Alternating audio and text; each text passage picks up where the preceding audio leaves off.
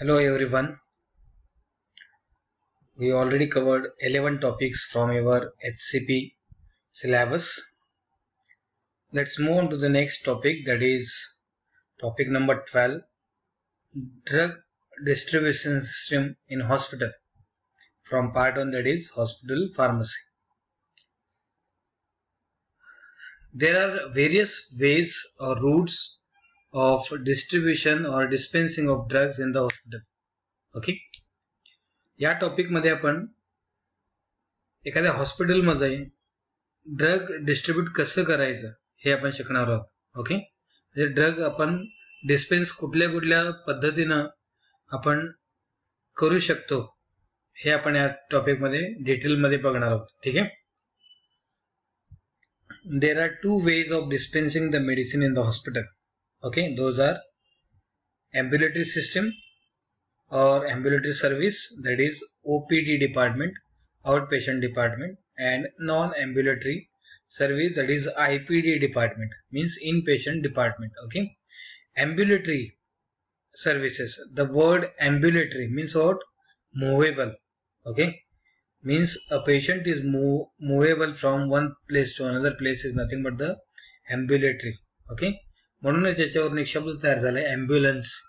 Okay, म्हणजे एका particular hospital मधून किंवा एखाद्या इन्सिडेंट प्लेस वरून आपण हॉस्पिटल मध्ये सेफ साइड मध्ये सेफ प्लेस मध्ये आपण इथं ट्रान्सपोर्ट करतो, त्या पर्टिक्युलर व्हेकलला आपण काय म्हणायचं? ॲम्ब्युलन्स. ओके, सेम जर कन्सेप्ट इकडे अप्लाय केला तर ॲम्ब्युलेटरी म्हणजे काय? मुव्हेबल.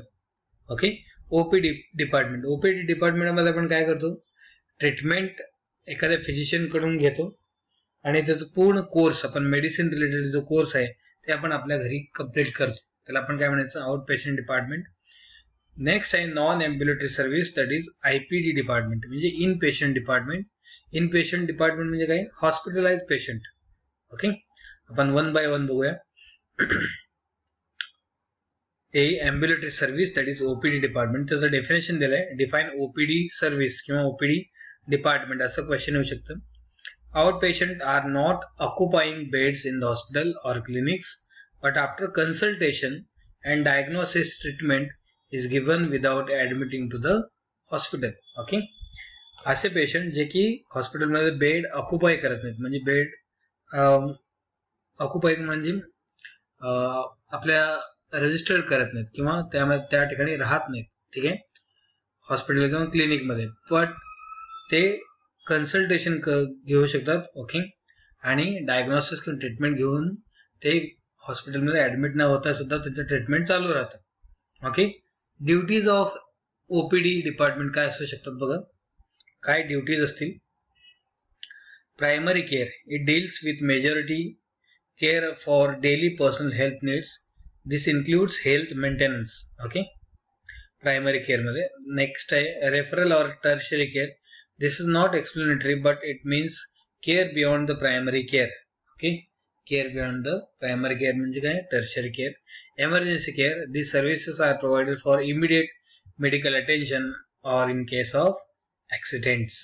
Okay, हे त्याचे ड्युटीज आहेत. Okay, classification of OPD department और टाइप्स ऑफ ओपीडी डिपार्टमेंट बघूया आपण. कुठले टाइपचे ओपीडी सर्व्हिसेस आहेत?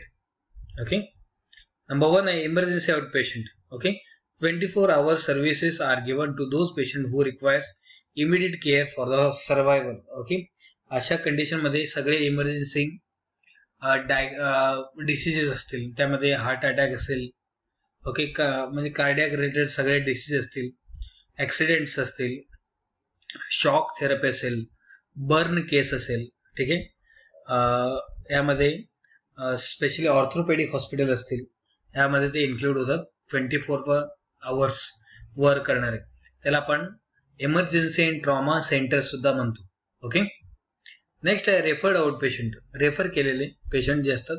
These patients are referred to the hospital for a specific purpose due to lack of facilities available with the private clinic practitioner or the patient needs extra medical care. Okay, जर एखादं medical facilities, specially equipment related facilities जर available नसतील एखाद्या छोट्याशा क्लिनिकमध्ये किंवा छोट्या हॉस्पिटलमध्ये, तेव्हा आपण काय करतो, मोठ्या हॉस्पिटलमध्ये ते आपण पेशंटला रेफर करतो, त्याला आपण काय म्हणायचं, referred outpatients. Okay.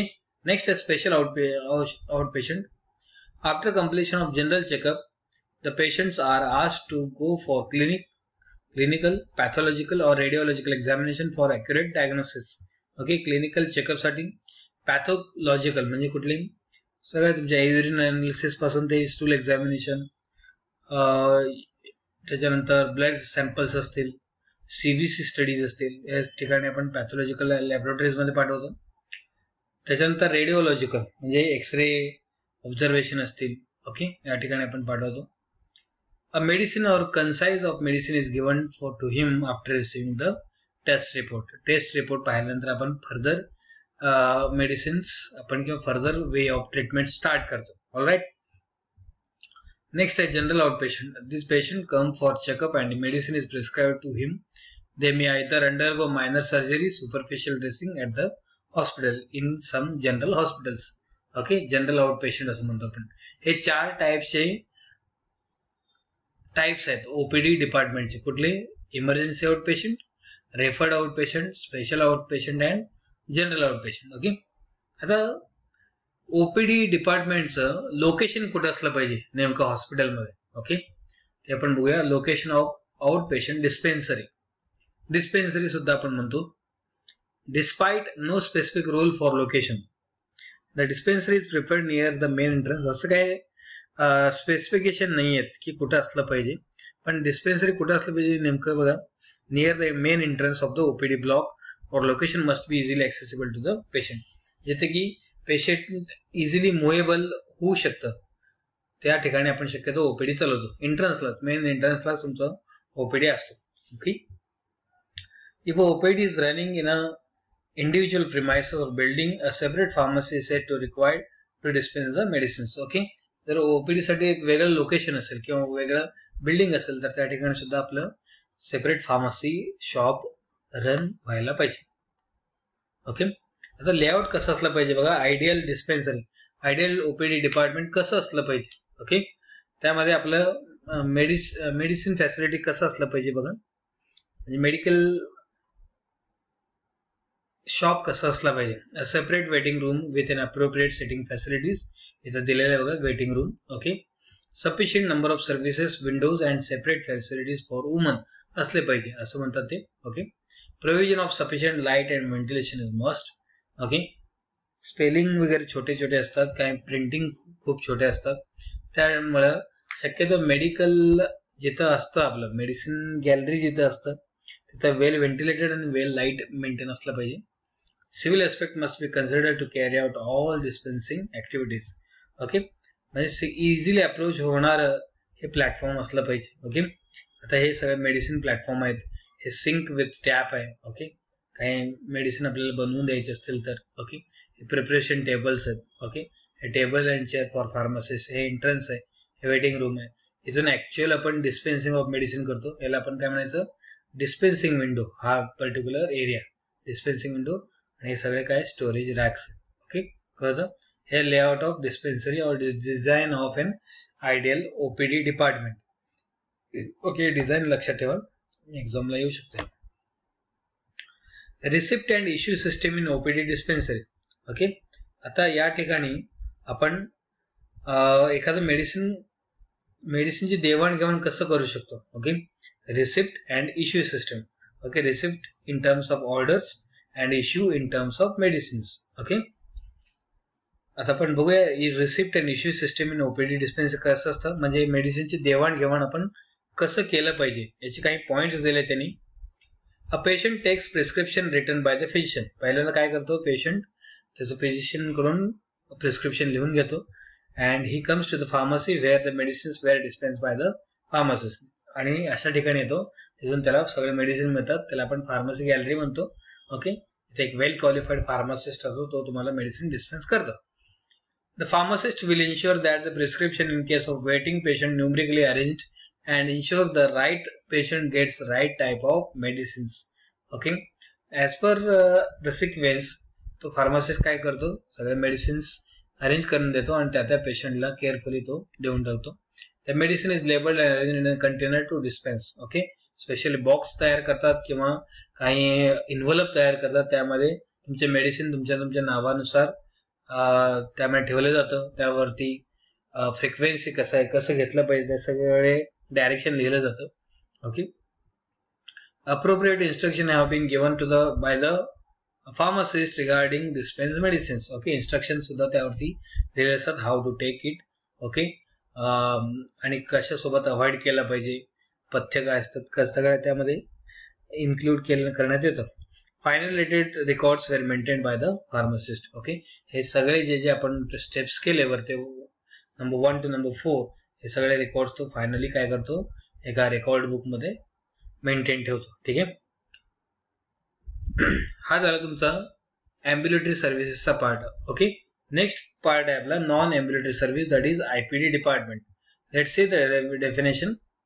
Inpatients are those who get hospitalized, okay, for the purpose of treatment, cure of disease, surgery or rehabilitations. Okay, एखाद्या हॉस्पिटलमध्ये एखादा पेशंट ऍडमिट का होतो, त्याचं पर्पज दिलाय त्यांनी, to get the treatment, to cure from the disease, surgery और rehabilitations. Okay, पुनर्वसन करण्यासाठी सुद्धा तो हॉस्पिटलमध्ये ऍडमिट होतो. Okay, methods of inpatient dispensary. आता एक 4 मेथड्स दिलेले आहेत. ओके, हा पूर्ण टॉपिक मध्ये हे 4 मेथड्स खूप इम्पॉर्टंट आहेत. ओके, पण 1 by 1 बघूया. Individual prescription order system. Okay, त्याच्यानंतर complete floor stock system, combinations of number 1 and 2. Okay, 1 and 2 हे स्पेलिंग थोडं चेंज करा, combination of number 1 and 2, 1 and 2. Okay, next आहे युनिट डोस डिस्पेन्सिंग. ओके, आपण 1 by 1 बघूया. एक तर शक्यतो हे इंडिव्हिज्युअल प्रिस्क्रिप्शन ऑर्डर सिस्टम हेच सगळ्या हॉस्पिटलमध्ये फॉलो होतं. इंडिव्हिज्युअल म्हणजे काय, सिंगल पेशंटचं प्रिस्क्रिप्शन ऑर्डर सिस्टम नुसार आपण काय करतो, त्या पेशंटला, ऍडमिटेड पेशंटला आपण ते मेडिसिन प्रोव्हाइड करतो. या टॉपिकचं मेन एजेंडा काय, मेडिसिन त्या पेशंट पर्यंत पोहोचलं पाहिजे, whether he is IPD department किंवा OPD डिपार्टमेंट असतील. ओके, कळलं. आता इंडिव्हिज्युअल प्रिस्क्रिप्शन ऑर्डर सिस्टम बघूया आपण. This system is mostly adopted in very small hospitals having a bed size of 2 to 5 and private clinics. Okay, शक्यतो 2 to 5 bedded जे hospital असतील, small hospital असतील, त्या ठिकाणी हे individual prescription order system follow होतो. The medicines is dispensed either by the pharmacist or under his direction. The dispense medicine is labelled with individual patient name with related instruction after receiving the prescription sheets from the pharmacy. Okay, कळतं. त्या पेशंटच्या नावावरती सगळे medicine देतात किंवा त्याच्या direction नुसार ते मेडिसिन द्यायला लावतात. ठीक आहे, कळतं. याचा ऍडव्हान्टेजेस काय बघूया आपण. Advantages and disadvantages of individual prescription order system. Advantages: all prescriptions are directly checked by the pharmacist. Okay, yes. Medications errors could be avoided. Yes, if it facilitates interaction between pharmacist, doctors and nurse. It facilitates means what? It helps the interaction between pharmacists, doctors and nurses. Reduced number of manpower is required. Close control is inventory is possible. Okay, inventory control हे तुम्हाला topic आहे DSP मध्ये 5th नंबरचा, त्यामध्ये हे cover होईल. Disadvantages: difficulty of medicines in the absence of pharmacist. Okay, difficulty in dispensing of medicines in the absence of pharmacist. The system can be used in the big hospitals. Okay, medicines cost may be increase. Okay, हे आहे तुमचा individual prescription order system मध्ये. ह्यामध्ये परत सांगतो काय काय आपण कव्हर केलं आतापर्यंत. Drug distribution system in hospital असं टॉपिकचं नाव आहे. त्यामध्ये 2 मेथड्स आहेत. ओके, त्यामध्ये पहिला आहे OPD डिपार्टमेंट, नंबर 2 आहे IPD डिपार्टमेंट. OPD डिपार्टमेंट त्याचं डेफिनेशन, ड्युटीज पाहिलं, क्लासिफिकेशन ऑफ OPD डिपार्टमेंट पाहिलं, आयडियल OPD डिस्पेन्सरी कसं असलं पाहिजे, लोकेशन कसं असलं पाहिजे ते आपण बघितलं. रिसिप्ट अँड इश्यू सिस्टम, देवाणघेवाण कसं होतं OPD मध्ये ते बघितलं आपण. त्याच्यानंतर नॉन एम्ब्युलेटरी सर्व्हिसेस मध्ये त्याचं डेफिनेशन आणि 4 मेथड आहे. त्यामधलं पहिलं मेथड आज आपण कम्प्लीट केलेलं आहे, राहिलेलं आपण नंतर बघूया. थँक्यू.